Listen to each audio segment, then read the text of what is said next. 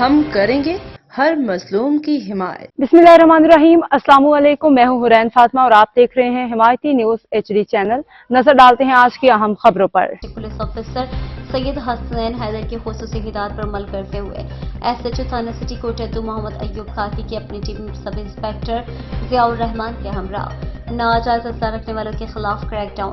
अपनी टीम के हमरा नाजायज असला रखने वालों के खिलाफ कार्रवाई के नतीजे में मुलजिम आशिक हुसैन से 1 अदद पिस्टल 30 बोरमा एमुनेशन बरामद करके मुकदमा दर्ज करके मुलजिम को पाबंद सलासिल कर दिया। इस मौके पर SHO का कहना था कि DPO की हिदायत पर नाजायज असला रखने वालों के खिलाफ क्रैकडाउन जारी है ताकि माशरे में अमन अमान की फिजा कायम हो सके।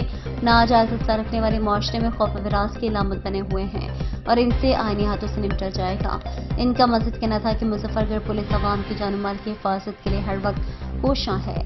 मस्जिद किसी भी मशकूक सरगर्मी की सूरत में पुलिस हेल्पलाइन 15 पर कॉल करके इतला दें और इतला दंदा का नाम से गराज में रखा जाएगा। अब तक के लिए इतना ही। मजीद खबरों और अपडेट्स के लिए देखते रहें हिमायती न्यूज HD चैनल।